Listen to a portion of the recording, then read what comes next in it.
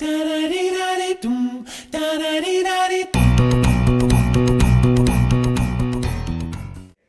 for a pair of shoes. Okay, so could it be that the shoes are better? Could it be that the reason they paid $400 for the shoes are better?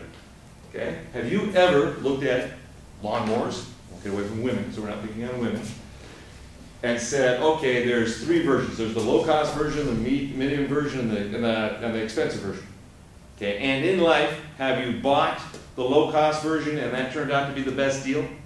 And in life, have you bought the low-cost version and it turned out you got burned buying the low-cost version? In life, has it happened you bought the high-cost version and that turned out to be the best deal?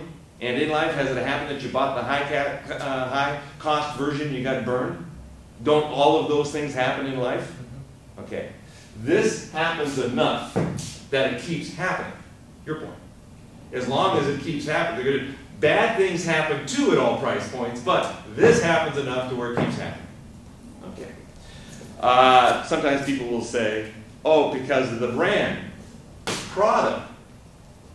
Now the problem with that is, if you go into a Neiman Marcus or any of these stores and you start looking through their catalogs, you will see Prada, Robert Rodriguez, yeah, good, Anne Klein, Bulga, recognize Bulga? You recognize Bulga? What do you mean?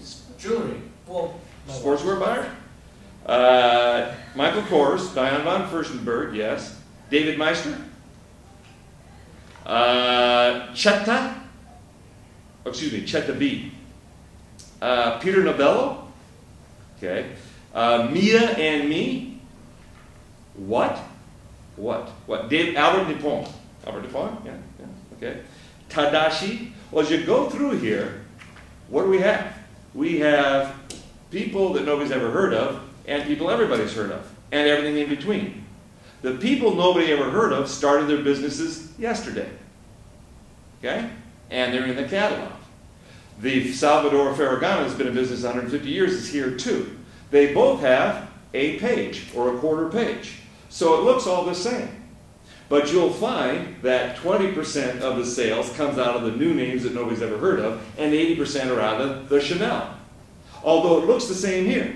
When you walk through the store, there's a pair of shoes that nobody's ever heard of before against the Prada shoes. They're both there. Well, walk in the back room and see what the stock is behind them. Okay? It's 20% of the stuff nobody's ever heard of, 80% of the product. Okay? That new stuff that nobody's ever seen or heard of comes from you. The stores desperately need it. So whatever field you're going to go into, auto parts, telecommunications equipment, I don't care what it is. There is a store in every category that's desperate for the products that you will come up with and you'll bring in at the small business level. Okay? Now, $400. Why? Well, there's a real good reason why. Because the store paid $200 for it.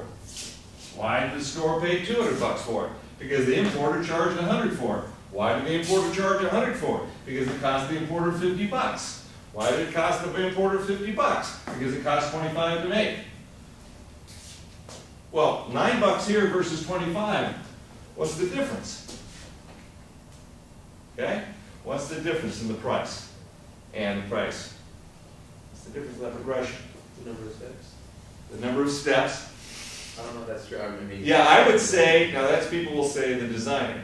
I would say there's actually more design cost in this shoe than in this shoe. Because this is an artist working with the very best materials, the best thread, the best leather, the best dyes, the best everything. And gets to make a wonderful shoe that's going to sell for the premium price. Here, they got to use the most advanced, inexpensive materials, most cleverly put together to yield a price of $21 that's profitable to Walmart. I bet there's far more design capability that goes into this shoe than goes into this shoe. This shoe, of course, starts with this shoe 10 years ago and works its way to here. But the fact of the matter is I think there's far more design cost per shoe here. Okay, I just gave away the game. What's the difference? Per shoe. This is an 18-year-old trainee, fresh out of the fields, making 200,000 pairs of shoes. Okay? This is, and here's another thing, the products in the same factories that the Walmart ones are made. What? different parts, but yes. This is a 45-year-old trainee who started out, a 45-year-old master craftsman who started out as an 18-year-old trainee, loved it, and worked his way up to very high cost. Gets to work with the best materials in the world, gets to take the time to put the leather so the grain is facing out so it feels even better for the purchaser who buys this $400 pair of shoes. So that's who's here. This is 200,000 pairs of shoes, this is 1,200.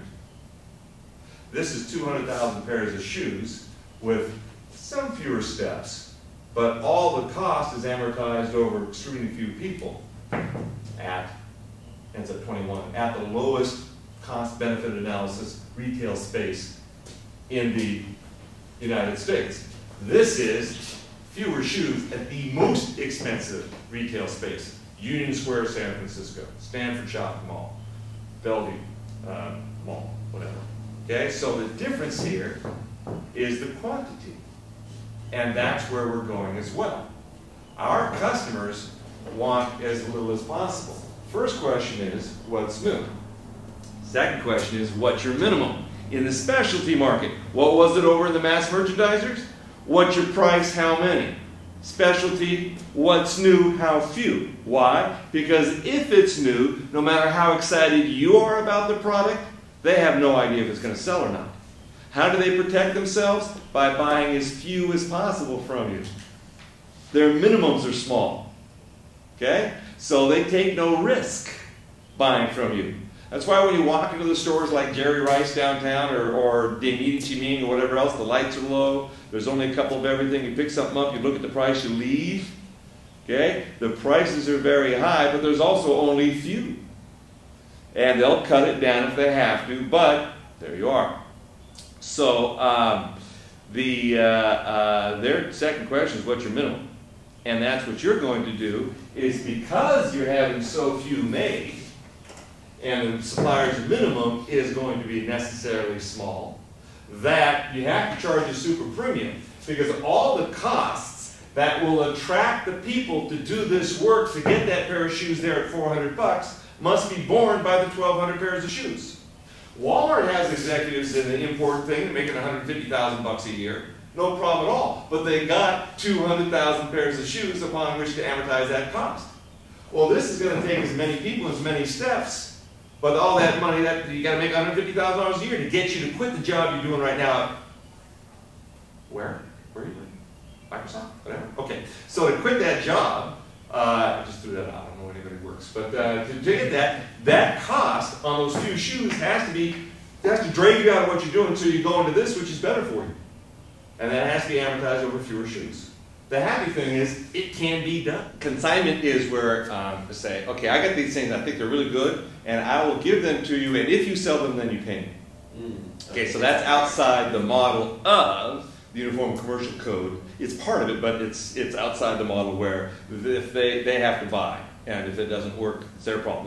They have to discount the price. It does not come back. The only way it can ever come back, if she places an order with me and I ship it to her, the only way it can come back is I break the contract. She ordered blue sweaters, I shipped red sweaters. I shipped defective sweaters. She didn't order defective sweaters. I shipped defective sweaters, she can ship it back. She gives me a date of June 1st, ship no later than. I ship June 2nd, back it comes.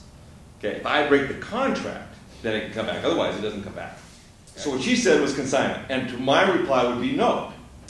And I'll preview this, but this is going to be a theme in the class. If you have a problem, what people tend to do is look for a solution other than the required solution.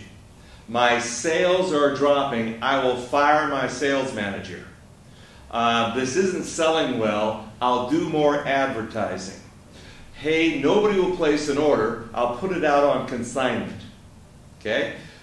Each one of those avoids the problem. What's the problem? There's a core problem in business, always, always, always. It gets to the fundamental of why you're in business, is to serve the customer. How do you serve the customer? Solve a problem.